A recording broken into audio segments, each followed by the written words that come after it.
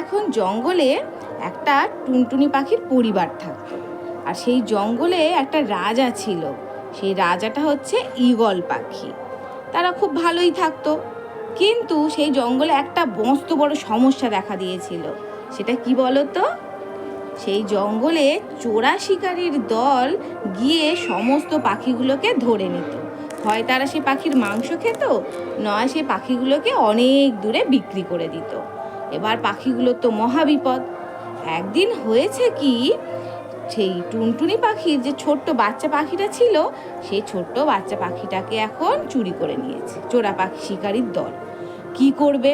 তখন টুনটুনি পাখি আর টুনটুনি পাখির বউ দুজন মিলে ঈগলের কাছে গেছে। রাজা মশাই, আমার বাচ্চাকে উদ্ধার করুন। তো ঈগল পাখি যেহেতু রাজা, ঈগল পাখি ওদেরকে উদ্ধার করতে গেছে। সেই ছোট্ট টুনটুনি পাখিটাকে উদ্ধার করতে গিয়েছে, কিন্তু গিয়ে দেখে না যে টুনটুনি পাখিটাকে, সে তো ছোট, উঠতে পারে না। সেই জন্য তাকে কিন্তু খাঁচায় বন্দি করেনি, এমনি খোলা রেখে দিয়েছিল। আর কি করেছে, ঈগল পাখিটা গিয়ে ছোট্ট টুনটুনি পাখিটাকে নিয়ে আর পালিয়ে গেছে। চোরা শিকারীর দল আর ঈগল পাখিকে ধরতে পারেনি। কিন্তু এবার যেই ছোট ঈগল পাখি টুনটুনি পাখিটাকে নিয়ে ঈগল পাখিটা যেই গিয়েছে, আর তার মা বাবাকে খুঁজে পাচ্ছে না। তার মা বাবাকেও বন্দি করে নিয়েছে চোরা শিকারীর দল। সেটা ঈগল পাখি জানতো না। তখন ঈগল পাখি বলছে যে ঠিক আছে, এক কাজ করো, তুমি ততক্ষণ আমার কাছে থাকো, যতক্ষণ না তোমার মা বাবাকে আমি তোমার কাছে ফিরিয়ে দিচ্ছি। বলে ঈগল পাখিটা সেই ছোট্ট টুনটুনি পাখিটাকে সঙ্গে করে নিয়ে যাচ্ছিল। এমন সময় ঈগল পাখিটার খুব জোর পিপাসা পেয়েছে। তখন ছোট টুনটুনি পাখিটাকে বলছে যে আমার না খুব জোর পিপাসা পেয়েছে। তখন ছোট্ট টুনটুনি পাখি বলছে ঠিক আছে রাজা মশাই, দাঁড়ান।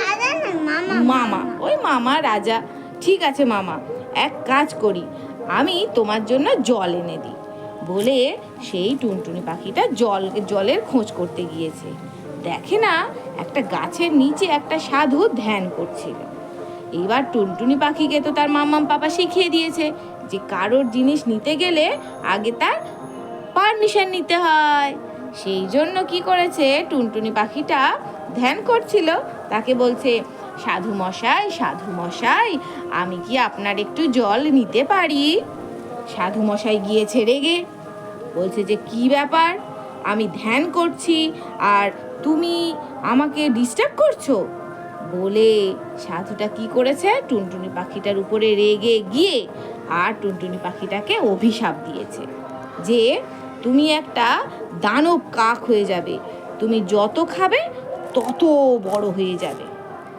এবার টুনটুনি পাখিটা কি করবে? টুনটুনি পাখিটা অভিশাপটা পাবার পর সেই সাধুর সামনে কয়েকটা ফল রাখা ছিল, সেই ফলটা খেয়ে নিয়েছে, নিয়ে আবার একটু বড় হয়ে গিয়েছে। এইবার ঈগল পাখি তো ভাবছে অনেকক্ষণ হয়ে গেল, ছোট্ট টুনটুনি পাখি তো এখনো এলো না। বলে ঈগলটা কি করেছে, খুঁজতে খুঁজতে সেই সাধু বাবার কাছে গিয়ে পৌঁছেছে। সাধুকে গিয়ে বলছে যে একটা ছোট টুনটুনি পাখিকে কি তুমি দেখেছো? তখন সাধু বলছে হ্যাঁ দেখেছি, ও খুব দুষ্টু ছিল, ওই জন্য আমি ওকে অভিশাপ দিয়ে এই দানব কাক বানিয়ে রেখেছি। তখন ঈগল পাখি বলছে এবার কি হবে, আপনি এটা কেন করলেন, এই সমস্যার একটা মীমাংসা বলুন। তখন সাধু বাবা ওর কানে কানে একটা মীমাংসা বলে দিয়েছে, কিন্তু ঈগল পাখিকে বলে দিয়েছে যে তুমি কাউকে বলবে না, তুমি যদি বলে দাও তাহলে কিন্তু আর কোনো দিন ওই দানব কাক টুনটুনি পাখিতে তো পরিণত হবে না। সেই জন্য ঈগল পাখি কাউকে বলেনি যে কি করলে দানব কাকটা আবার টুনটুনি পাখিতে পরিণত হবে। এবার দানব কাকটা আর ঈগল পাখি দুজন মিলে যাচ্ছে, যেতে যেতে ঈগল পাখি তো খিদে পাচ্ছে, যাই পাচ্ছে তাই খাচ্ছে। সমুদ্রের পিপাসা পেয়েছে, সমুদ্রের জল খেয়ে নিয়েছে, নদীর জল খেয়ে নিয়েছে, মেঘ খেয়ে নিচ্ছে, বলছে যে মেঘগুলো যেন আইসক্রিম। ওই গাছের নিচে একটা শিয়াল ছিল, তাকে খেয়ে নিয়েছে, সবাইকে খেয়ে ওই শিয়ালটা খাইতে পারেনি, ওই দানবকে খেয়ে নিয়েছে, তাকেও সবাইকে খেয়ে নিচ্ছে, নিয়ে আর তো খুব বড় হয়ে যাচ্ছে। এইবার ভাবার বিষয়, এবার কি খেতে দেবে, দানব কাকে তো খিদেও বাড়ছে। তখন ঈগল বলছে যে ছোট টুনটুনি পাখি, তুমি তো এখন অনেক বড় হয়ে গিয়েছো, তোমার অনেক শক্তি হয়ে গিয়েছে, এক কাজ করি চলো আমরা আবার জঙ্গলে ফিরে যাই। ওই যে চোরা শিকারির দল আসে ওদেরকে এবার তুমি খেয়ে নেবে, তাহলে ওরা আর আমাদের পাখিদেরকে ডিস্টার্ব করবে না। বলে ঈগল পাখি সেই টুনটুনি পাখিকে নিয়ে আবার জঙ্গলে ফেরত চলে গেছে। এইবার সেখানে গিয়ে চোরা শিকারির দলকে দেখতে পেয়েছে। দেখতে পেয়ে চোরা শিকারিগুলোকে বলেছে যে তোমরা আমাদেরকে ডিস্টার্ব করছো, তোমরা ধরে নিয়ে যাচ্ছ, তোমাদের নিচে থাকার কোনো অধিকার নেই। বলে সেই টুনটুনি পাখি সেই মানে দানব কাকটা চোরা শিকারিগুলোকে ধরছে আর করে করে খেয়ে খেয়ে আরও বড় হয়ে যাচ্ছে। ও তো অভিশাপ, যত খাবে তত বড় হবে, অনেক বড় হয়ে গেছে। এবার তখন সবাই তো চিন্তায় পড়ে যাচ্ছে যে দানব কাককে কি খেতে দেবে। কিন্তু চোরা শিকারিগুলোকে খাওয়ার পর টুনটুনি পাখি মানে দানব কাকের যে মাম্মাম পাপা ছিল ওদেরকে উদ্ধার করতে পেরেছে। ওদেরকে তখনও নিয়ে চলে যেতে পারিনি, ওদেরকে উদ্ধার করে নিয়েছে। এবার ঈগল পাখিকে বলছে মা টুনটুনি পাখিটা যে রাজামশাই আমার সন্তান কোথায়, আমার ছোট্ট বাচ্চা কোথায়? তখন বলছে এই দানব কাকটাই হচ্ছে তোমার বাচ্চা, ও অভিশাপ পেয়ে দানব কাক হয়ে গেছে। তখন বলছে যে আমার বাচ্চাটাকে আমার এরকম অবস্থা, আমার বাচ্চার এরকম অবস্থা আমি তো আর সহ্য করতে পারছি না, কি করলে আমার বাচ্চা ভালো হবে? ঈগল পাখি তো বলেনি।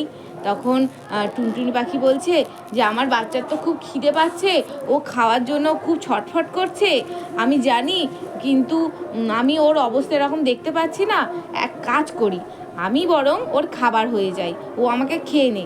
তখন বাবা টুনটুনি পাখি বলছে আমি ওর খাবার হয়ে যাই, তাহলে আমার সন্তান অন্তত খেতে পারবে। বলে আর সেই দানব কাকটার কাছে গিয়েছে, গিয়ে বলছে বাবা তুমি আমাদেরকেই খেয়ে নাও, তোমার এত খিদে পেয়েছে। বলার পরে তারপরে বলছে যে আচ্ছা তুমি আমাকে খাবার আগে একটু মাথাটা নিচু করো, আমি একটু তোমার গায়ে হাত বুলিয়ে দিই, তুমি তো আমার ছোট্ট বাচ্চা, একটু আদর করে দিই, তারপর আমাকে খেও। বলতে কাকটা যেই মাথাটা নিচু করেছে আর ওর মা টুনটুনি পাখি যেই বাচ্চাটার মাথায় হাত বুলিয়ে দিয়েছে 3 বার, অমনি একটা ম্যাজিক হয়ে গিয়েছে, এই দানব কাকটা ছোট্ট টুনটুনি পাখি হয়ে গিয়েছে। আর তখন ঈগল পাখি বলছে যে সাধু তো এই কথাটাই বলেছিল যে ওকে যদি কেউ ভালোবেসে আদর করে দেয় তাহলে কিন্তু ও দানব কাক থেকে আবার ছোট্ট টুনটুনি পাখি হয়ে যাবে। গল্পটা কেমন? গল্পটা ভালো লেগেছে?